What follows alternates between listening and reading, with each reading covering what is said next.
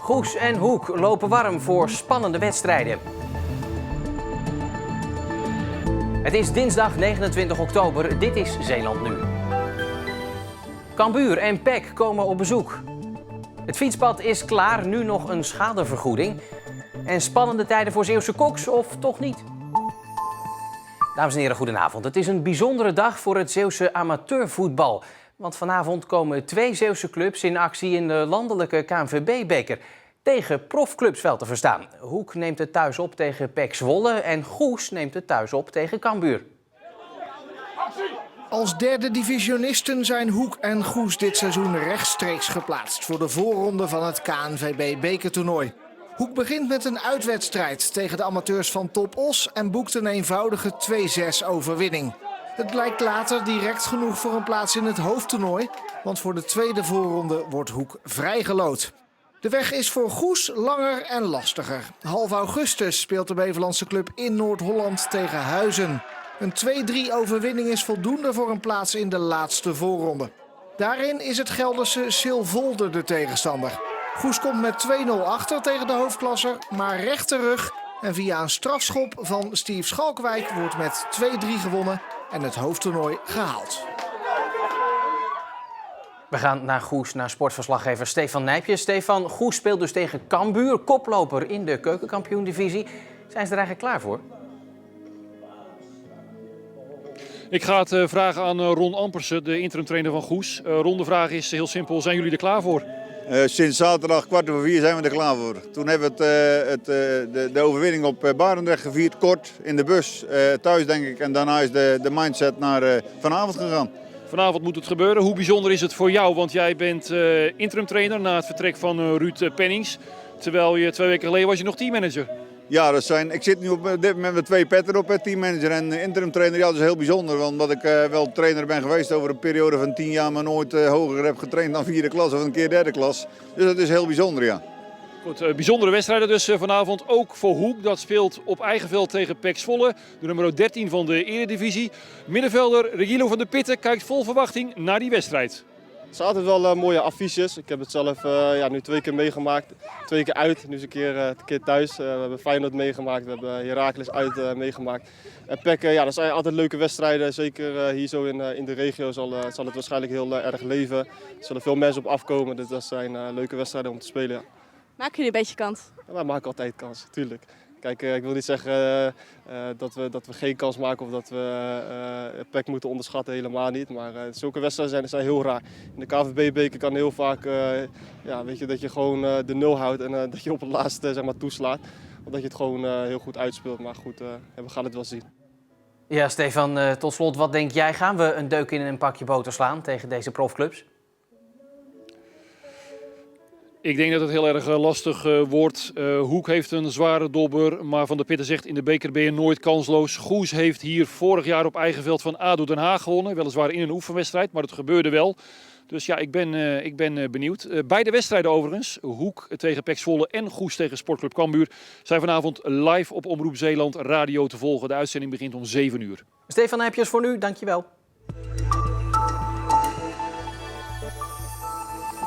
Vanavond worden Sasse ondernemers die flink te lijden hebben onder de langdurige afsluiting van de Westkade bij kunstmestfabrikant Roger bijgepraat over de mogelijkheden voor het indienen van schadeclaims.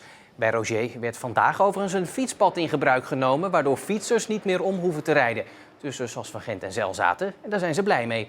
Oh, indrukwekkend. Goed, zeer goed. Zeer goed. We moeten meer omrijden langs de omwegen en de slechte wegen. Nu is het ideaal. Het fietspad is 2 baans. Het is geasfalteerd, omheind met hekken en voorzien van straatlantaarns voor de donkere wintermaanden. Ja, het heeft een tijdje geduurd. Dat heeft zijn reden, want we willen natuurlijk dat mensen zich op een veilige manier over ons bedrijfsterrein kunnen bewegen. En ik denk dat we daar goed in geslaagd zijn. Een tijdelijke weg voor automobilisten bleek niet haalbaar, omdat dat de toekomstige werkzaamheden aan de Westkade in de weg zou zitten.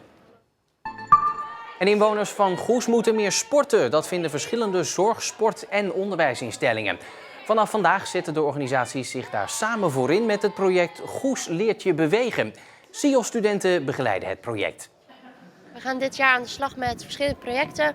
Zowel evenementen die al bestaand waren, maar we gaan ook nieuwe evenementen organiseren.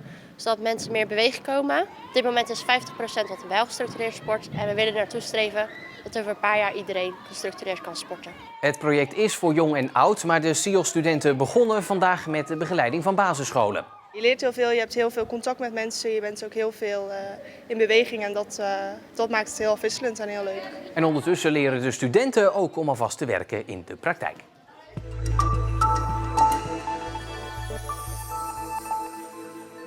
In 2013 stappen 8 vrijbuiters aan boord van de Warnau, een tot zeilschip omgebouwd motorschip.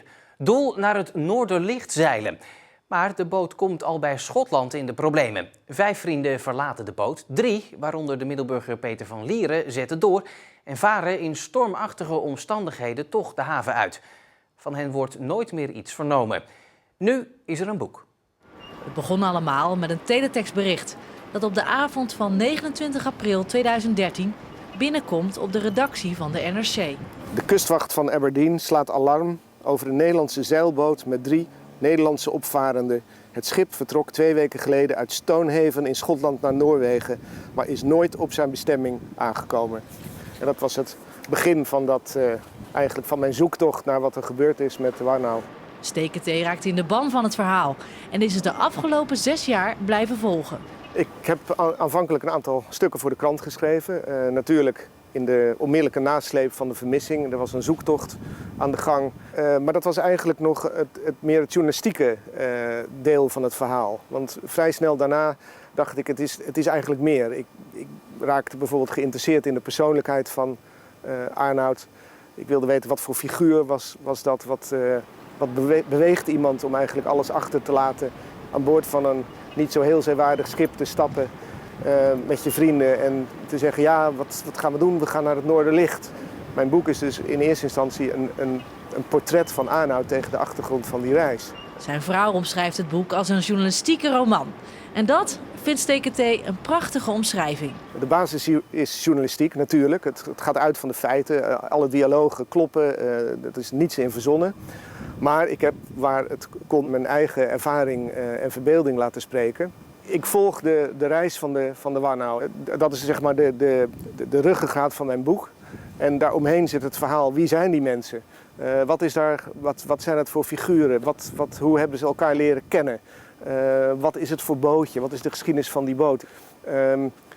Dat zit erin. En er zitten mijn eigen ervaringen op zee zitten erin. Mijn eigen oversteek. Mijn liefde voor de zee. En dat element zit er ook in, ja. Nu het boek klaar is en in de winkels ligt, kan Steketee het hoofdstuk rondom de verdwijning van de Warnau afsluiten. Ik kan alleen 1 ding nog bedenken. Dat is dat het schip ooit nog opduikt of dat er nog iets gevonden wordt. Dan denk ik dat ik misschien een kort vervolg moet schrijven.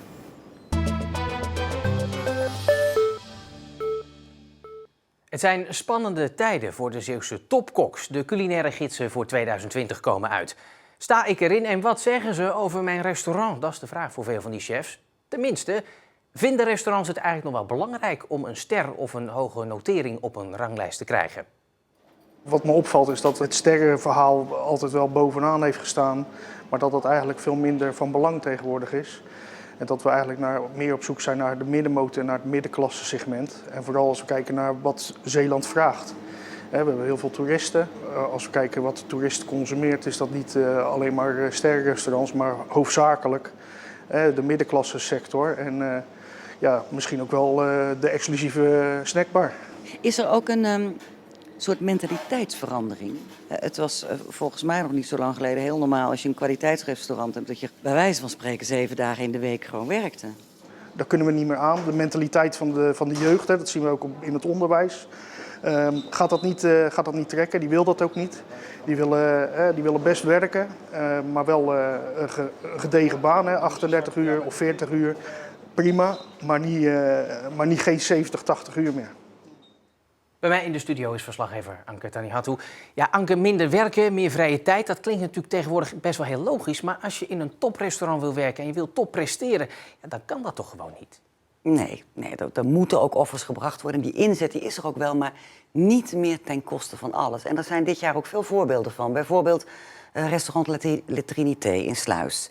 1 Michelinster. Heeft zijn ster ingeleverd omdat de chef-kok meer op een breder publiek wil gaan richten en meer vrije tijd wil hebben.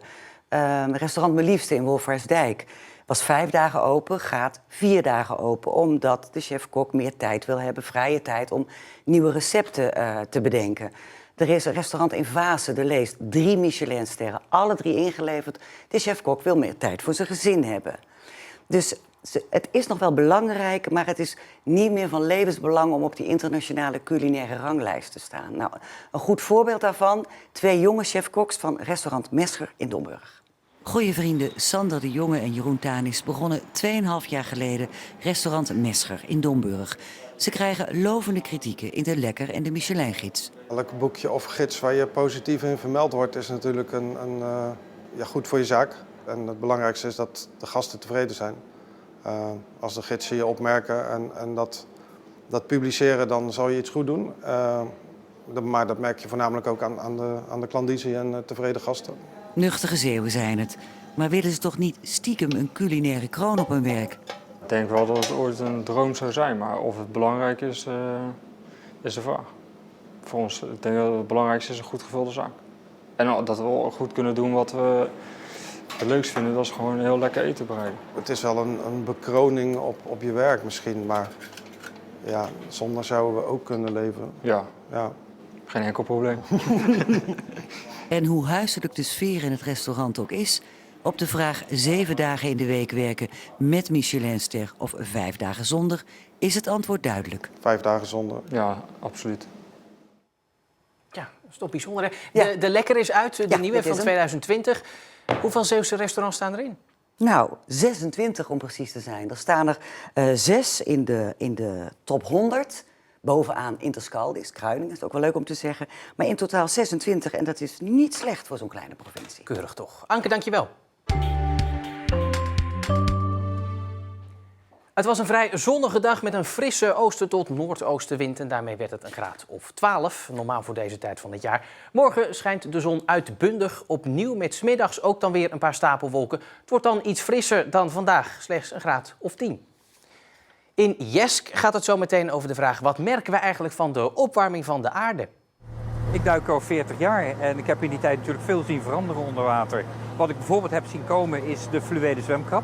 Dat is een dier wat eigenlijk in warme water leeft. En nu het water hier veel warmer wordt in de Oosterschelde, kan die hier floreren. Dat straks, gevolgd door het uitgebreide weerbericht met Britta van Gent. En ik wens u alvast een hele fijne dinsdagavond.